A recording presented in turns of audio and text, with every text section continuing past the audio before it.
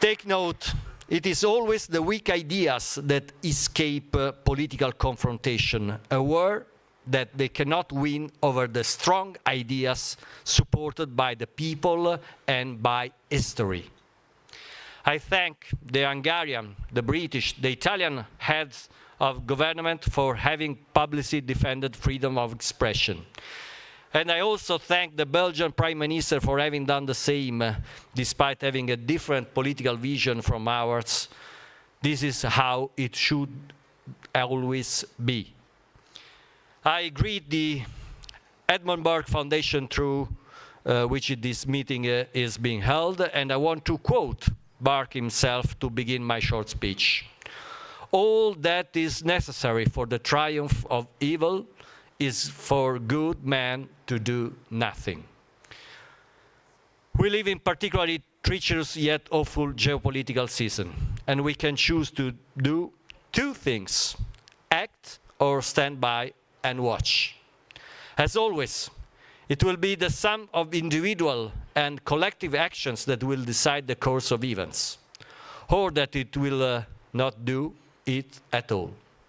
I'm particularly optimistic because I come from a nation where the citizens decided to act.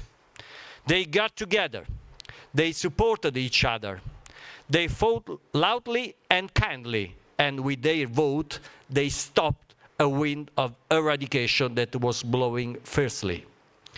Today, the majority of Italians recognize themselves in a project for the future that is firmly rooted in the soil of tradition.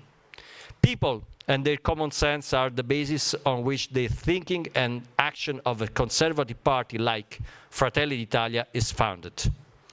On other land, let me be clear, tradition and identity must not prevent innovation.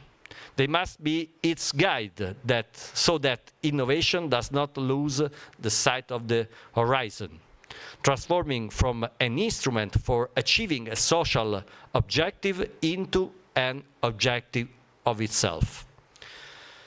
Conserving does not mean opposing changes as such, because in the words of Mahler, tradition is the passing on the fire, not the worship of the ashes. British philosopher Roger Scruton, who has marked some fundamental aspect of contemporary conservative political thought, states that the conservative must be committed to the defense of the values and the inscription and the institutions they consider essential for a good life, but must also be open to adaptation to meet the challenges linked to the change. The role and position of Fratelli d'Italia within the European Conservative Party, of which Giorgia Meloni is president, and in the same political group inside the European Parliament, of which I am co-president alongside Professor Legutko, are to be seen precisely in this context. The very label conservatives and reformists identifies and reinforces the idea of conserving not as a mere restoration of the past, but instead it means changing the point of view of the present in order to strive for the future in which it is still possible to recognize ourselves, following in the footsteps of a great conservative like Giuseppe Prezzolini, for whom the true conservative is the man of the day after tomorrow. Conservatives, therefore, recognize the importance of the past in building the present and the future, to allow the evolution of society to take place gradually and in harmony with the values transmitted by tradition. If there is one area in which it is easy to recognize this point of view of ours, it is ecology.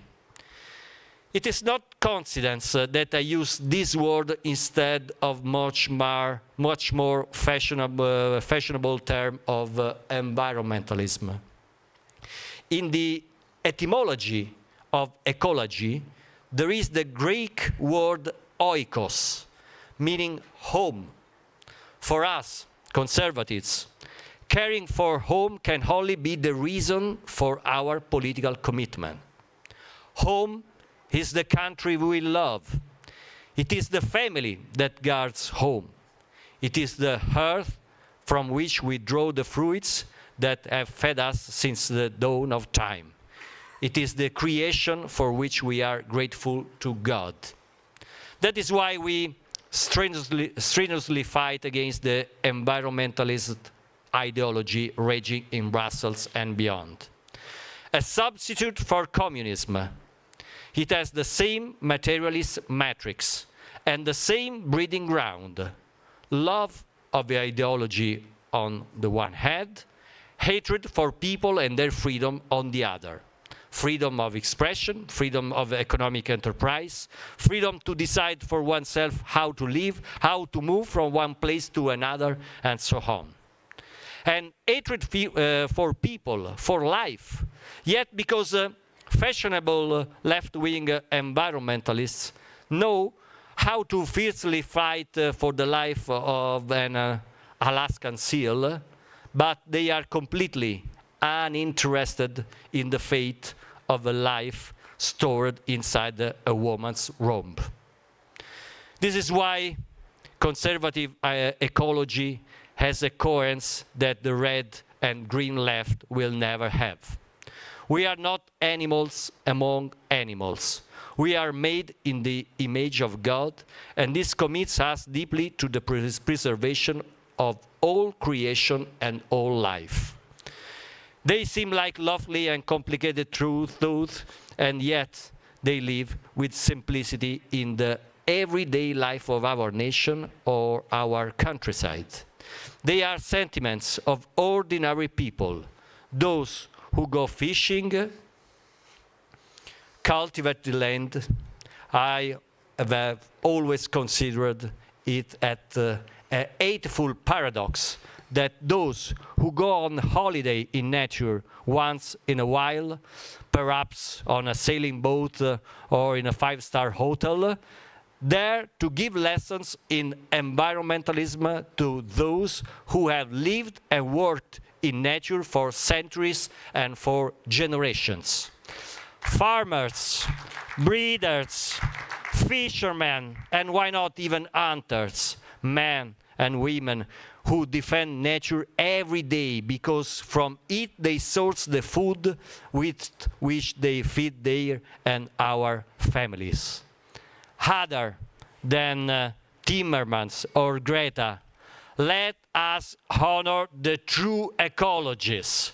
Let us defend the farmers, the seeders, the fishermen from the hatred of the red and green leftists who will assault them again in the next European legislature as they have done in this one. There is another issue on which we take no lessons from the left, and that is Europe. We conservatives were only cherishing the dream of the European Union when today's ultra-European hailed the Soviet Union. We are the founding fathers of Europe, not the children of Marx. We were the architects of the alliance between the nations of Europe made in the last century, a confederation that has nothing to do with the federalist superstate that they would like to realize today without the consent of Europeans.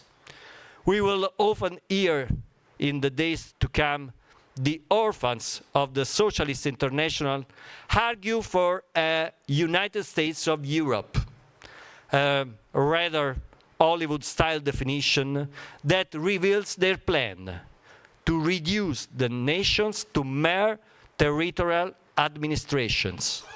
A perverse idea that we will fight against, because Italy and France, Poland or Greece are not Iowa or Alabama. They are not Canton Ticino or Thuringia. They are nations, ancient and precious, with a mission still to fulfill. Do less, do better. That is the mantra of the ECR. A brutal but effective summary of our goal, to defend the original idea of the European Union, that is an alliance of free and sovereign nations doing a few things together, but very important. And where the principle of unanimity must remain to represent the idea that there are no first-class and no second-class nations. Our game plan for the 8 and 9 June challenge is simple: to bring to the helm of the European institutions a center-right coalition like the one that governs Italy at the moment. Knowing full well that it will not be easy, knowing full well that a coalition is not a party. In a coalition there are more or less marked differences, but there is also a lowest common denominator that holds together past experiences and proposals for the future. Preserving the beauty and the depth of the tradition we inherited from our fathers in order to pass it on to our children. This is the reason why it is worth engaging passionately in politics today more than ever.